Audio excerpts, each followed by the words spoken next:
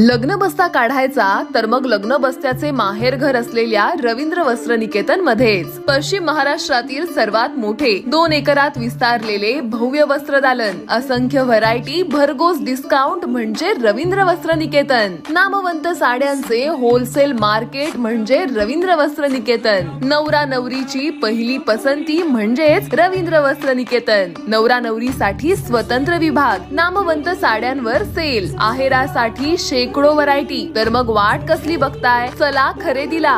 रवींद्र वस्त्र निकेतन, सलगरे, तालुका मिरज, जिल्हा सांगली। ताज्या बातम्यांसाठी महान करेला सबस्क्राइब करा आणि बेल आयकॉनला क्लिक करा।